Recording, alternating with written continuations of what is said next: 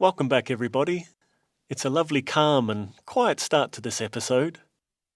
We've just crawled out of the roof tent in a closed and flooded out campsite to enjoy a beautiful sunrise and the cooler temperatures before the sun truly gets us in its sights. Waking up like this with nature is one of the true pleasures of this lifestyle, I find. As a gentle reminder, we are up here in the very northwest of Namibia in April 2020, and I've run away for what turned out to be a year-long stay with some cameras to learn how to film and create this channel and also to avoid you-know-what. We've already spent a really interesting month hiding away in this remote and beautiful area, but now we need to nervously duck back into civilization to stock up on desert essentials, see what is going on in the world and hope we can avoid getting caught up in any of it, so we can continue to explore the wide open spaces of this amazing region with total freedom. As I adjusted to the new day with my trusty companion of the last 24 years, I tried in vain to tarp myself up for a trip into town. But at this stage we had no idea of how our serene desert tranquility and future plans would be quite different by the end of it. Feels a bit exciting. I grew up in a rural area where once every sort of 6 weeks we'd go into town and do all the supermarket shopping, and that was it until another 6 weeks. Normally got a few treats to eat that day and the next day, and that was it. Back to sort of basic food. All the milk and the bread was sort of put in a huge deep freezer, and you had to defrost that every few days depending on your needs. So today we're off to Opuwo. I can never say it right for some reason. It's pronounced Opua, mate. Opua. Yeah, I sort of feel like I'm into the rural town, like I was when I was a kid. I've tried to do my hair, which has not gone well. I've normally been keeping it pretty short, but I haven't been able to have a haircut. And I don't actually have a hairbrush. Just splashed it with water and I hope it'll dry vaguely. Normally, yes, I've got a stained t-shirt and dirty shorts and grotty old sandals. So I'm going to rock up into town and try to convince people I don't have, which should be interesting. Righto, no mucking around. I think we'll just have a coffee and hit the road, eh? Anyway, here we go. The sun's just coming up. It's quite nice. It's actually cold. I'm in t-shirt and shorts and a little bit cold. So we're obviously at a little bit more altitude here, which means the weather's a little bit cooler.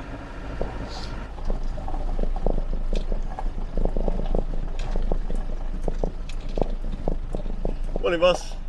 Hey, how are you? Fine, how are you? Not too bad. Oh, Hey.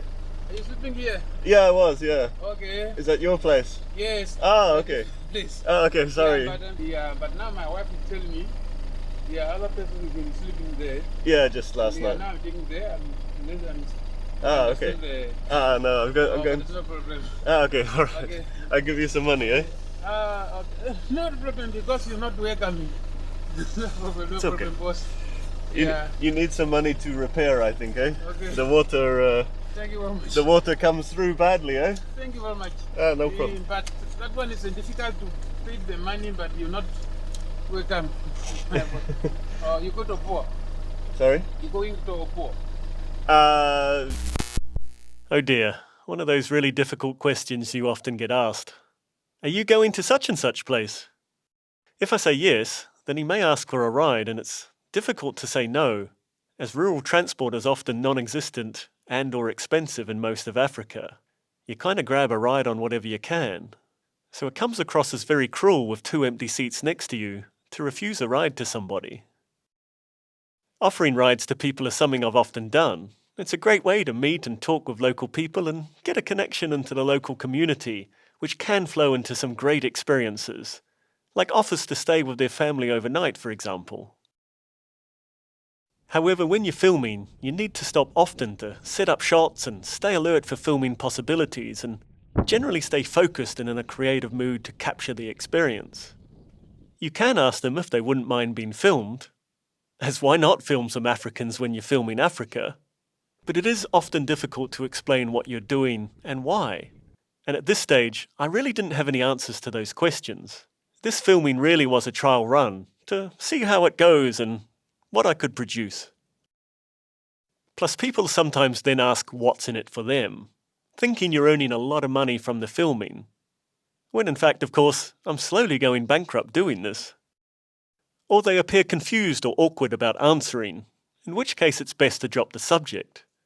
But then you are stuck with a passenger who just wants to get through, versus your desire to slowly trundle along and stop to film whatever takes your fancy, which can also look suspicious to them.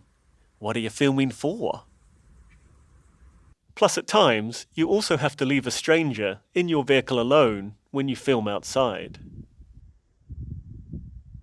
It's a double-edged sword for sure, always tricky to answer humanely when you're filming. Yes, but tomorrow. First I'm taking some photographs, Okay. so I'm going slowly. Okay. Yeah. Thank you very much. Sorry, boss. No, You are no. not welcome for yesterday. No problem. Yeah, but my name is Mapangarepi. Hang on. Mapangarepi. Yeah. Oh, okay. Oh, beautiful name, eh? Yeah. Yeah. Sorry, boss. No, Yeah, why? that is- I had a nice quiet night. Thank you very much. Very good for sleeping. Yeah. Okay. You have a nice day. We'll see you next time. Yeah. All right. Thanks, boss.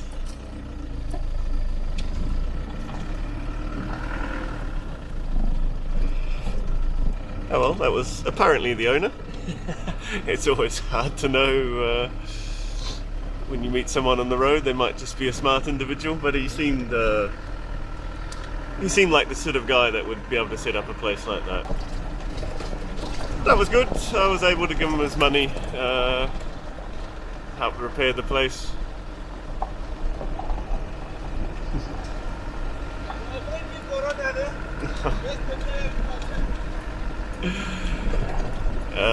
Again, a guy sort of making fun about Corona, you know.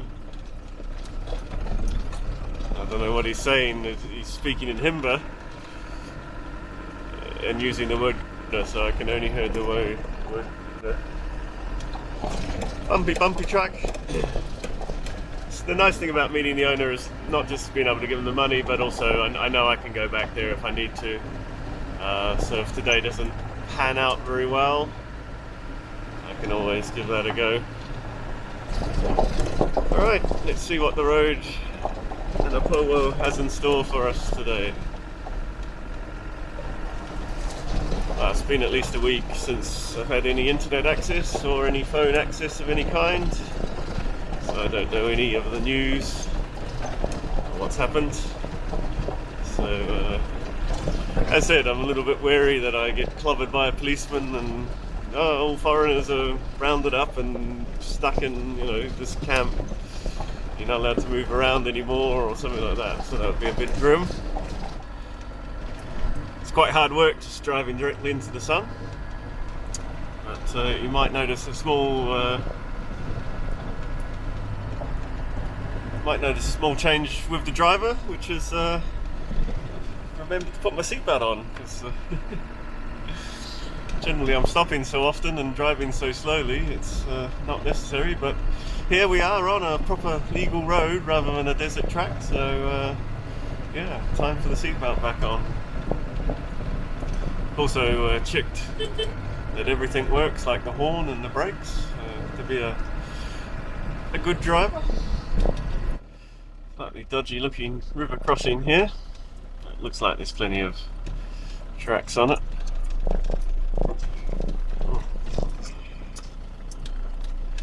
Good if I could see.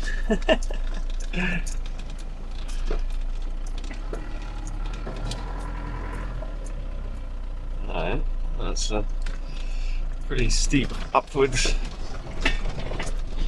trajectory on the other side there.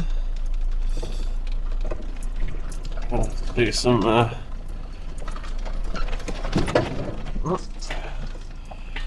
am I going to do? Low range, I think. Second gear.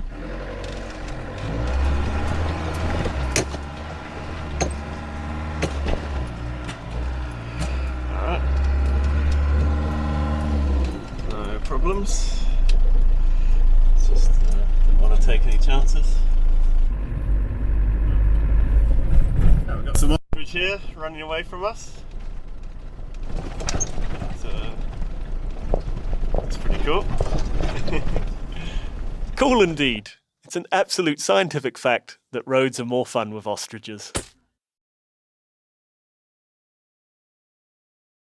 At this stage, I only had one proper camera with changeable lenses. So at the start of each day, I had to guess which lens I'd most likely use and try to put it on without getting any dust on the sensor or the inside of the lens. Not always achieved with perfect results, to be honest. The only way I found to have the right lens available at the right time is to have a 5-camera setup, which I built up over a few years.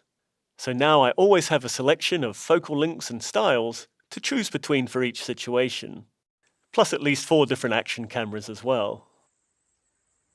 As people often ask me about what camera gear I use, I've detailed them into logical kits such as general travel and wildlife starter, intermediate and advanced. So please find the details in the description below or kindly use this URL. All of the links automatically lead to your localized Amazon store. But at this stage, we were still very humble with our first proper camera. So please feel free to imagine some gorgeous close-ups of this ostrich in the full glow of the rising sun, instead of just this one wide-angle shot, as that's the lens I had fitted.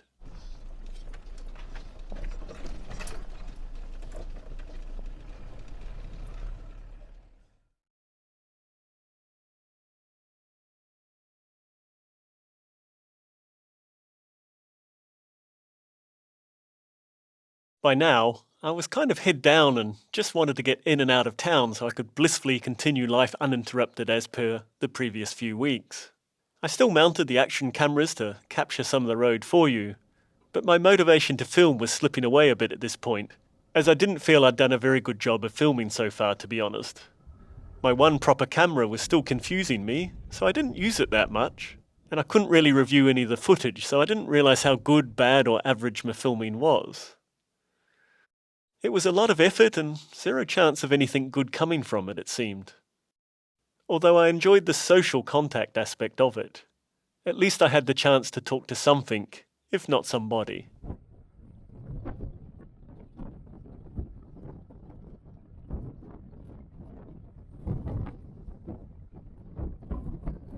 There were also a few of the usual self-doubts, that nobody would really care about these places or want to see me on their screen exploring them. I was really overweight here and conscious of it too. In addition, I didn't know how to edit at this point, so could only vaguely guess at how to tie a story together from various shots. It was all kind of demotivating and the uncertainty of the times we were in didn't help. So I apologise for the lack of wider driving shots and so forth at this point.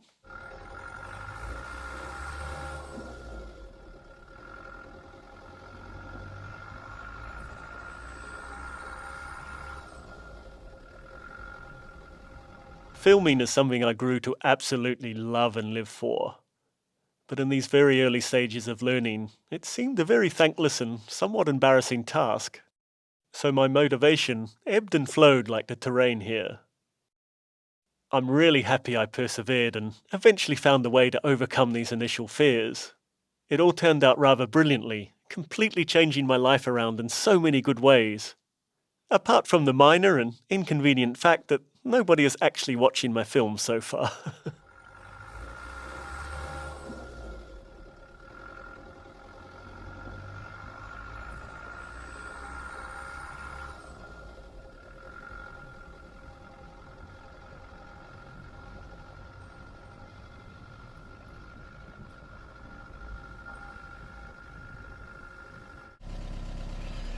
So if you ever just driven Namibia in the dry season,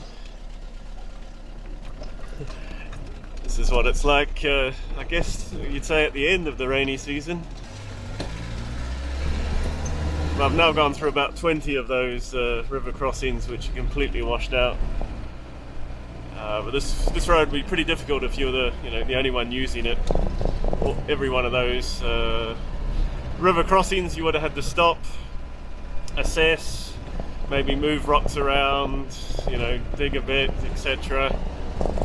and then you're more likely to damage something. Anyway, we shall persevere. Terrible rocks.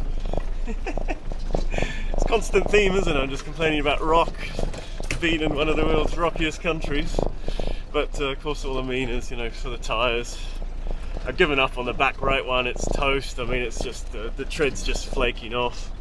It's only a matter of time before it gives out. I'll try and replace it with the other one when I get to a Powo. Anyway, slow going, 84 kilometers apparently when we left this morning, and now been driving an hour and we've maybe done 20.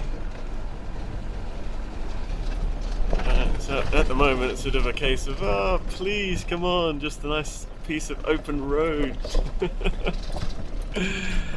Some actual easy driving would be nice.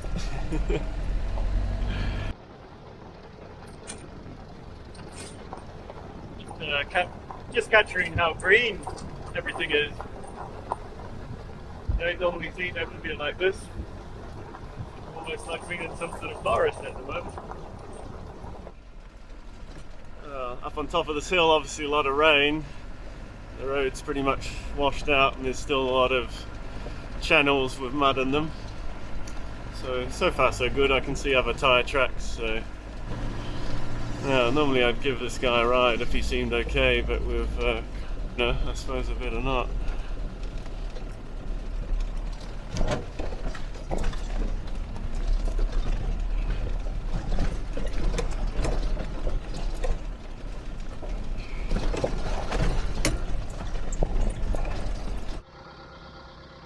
Just stop for a minute to capture the greenness. You don't normally see Namibia this green, and this seems a particularly green hill up here. There's a river just down the bottom there. But you know, there's green grass. Not New Zealand standards, obviously. But, it's just nice to see the green. It looks like a sort of maintained, civilized road. Maybe it's just an illusion, it's like a mirage in the desert. Oh, it's a lake of water, quick, quick. Oh well. What I do know is I got 3G internet, so that's a good start to the day.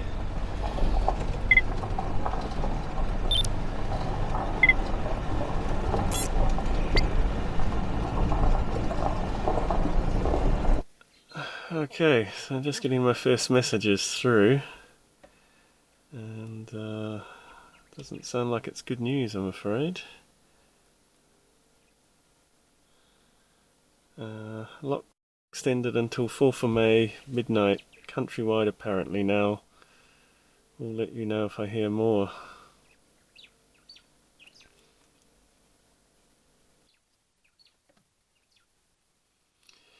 Anyway, yeah, okay, so that's not good news, eh? So I'm not sure what to do, I'll have to have a think. Okay, so caught up well, with a few messages. I haven't read sort of Namibia news, but yeah, it seems that lockdown's been extended to the 4th of May or something similar, which is a good couple of weeks away. Oh well, yeah, didn't think it would be super easy, so that's fine.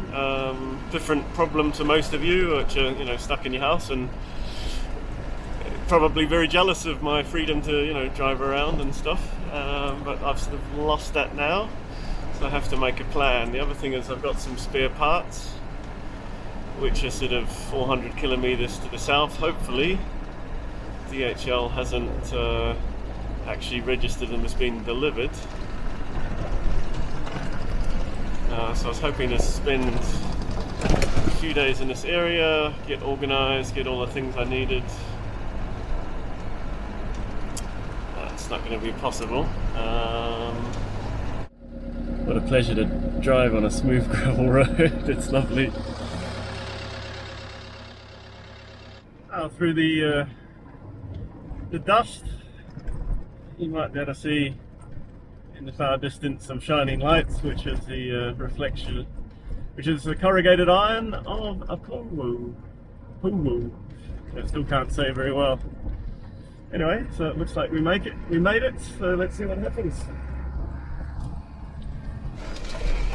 Alright, let's see what happens. Better take the camera off because I'm probably going to be a bit sensitive in town if there is a police checkpoint out. Just before town, I'm putting all the camera equipment in the back and taking everything sort of valuable out of the front, so when I get there, yeah, it's normally a bit of a crazy cowboy sort of frontier town, but I think it'll be pretty quiet, but don't want to take any chances, of course. As I filled up at the petrol station in town, some police officers walked by, so I asked them what the situation was. They were a bit confused as all tourists had apparently left the country, so they suggested I go to the police station and ask the chief what to do. So this was the last thing I filmed in what was to become a very manic afternoon. It was a slightly awkward but very polite meeting with the police chief. After he opened the window of his office to let some fresh air in, he said I had to go into my home and stay there, not come out at all. Total countrywide lockdown was coming in place. I politely explained I was living in a Land Rover, so that would not be possible. I'd die of heat exhaustion, and there is no toilet or shower or kitchen to cook, or washing facilities. Oh yes, that is a problem, he admitted. Anyway, the upshot was the curfew kicked in 2 hours from now. Police checkpoints would be going up everywhere, and all I knew was I sure as heck wasn't staying in the very grim and very hot and dusty town of Opua. So where, within a 2-hour radius of Opua, did I want to get stuck was the question. But the terrain was tough and the roads mostly really slow. The options were very limited. And I really didn't have any answers at all as the minutes ticked away. My whole world came crashing down a bit as the reality of the loss of freedom I was about to suffer really kicked in. Damn it!